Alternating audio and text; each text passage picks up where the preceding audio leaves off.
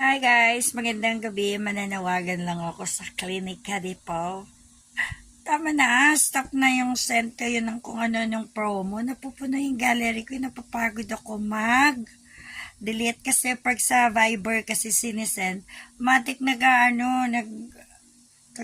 nagsisave. Oh my God, busy po ako. Wala akong time para bumisita sa clinic. At saka, kung bala ko mang magpaganda, ang daming clinic layo nyo na eh. Buti dati kapitbahay ko kayo. Pero ngayon, dito na ako sa BF Resort. Layo ko na. Dati kasi tumira ako ng Alabang Premier sa condo. So kapitbahay ko yung klinika dito sa may Village Square. And then, dyan ako dati parang facial. Ngayon, oh my God, offer sila ng offer. Layo na po eh.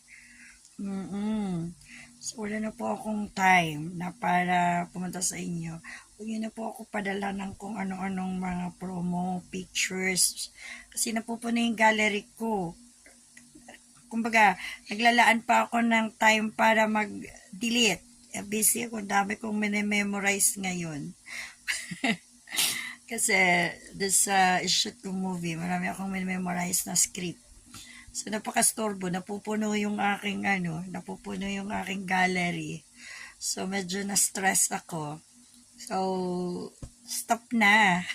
Grabe, kulit nyo. Umaga, tanghali, gabi, nagpapadala ng kung ano-anong mga promo photos tungkol sa pagpaganda. Maganda na ako eh, char. Hindi ko na kailangan bumisita sa clinic niyo, sis ko. Ano na ako, satisfy na ako sa itsura ko. Kampante na ako sa kung ano mang bigay ni Lord na itsura. Sis ko naman, my God. Tsaka, basta tama na yung ganito lang. Oo. Okay.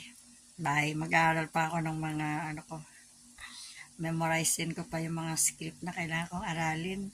So, malapit ng January 10. Baka malagot ako kay Direk pagdating sa final shoot eh. Hindi ko memorize yung mga kailangan memorize. Ilang sequence yun. Mga 15 sequence ang isushoot namin ng January 10. So, ang dami po. Okay.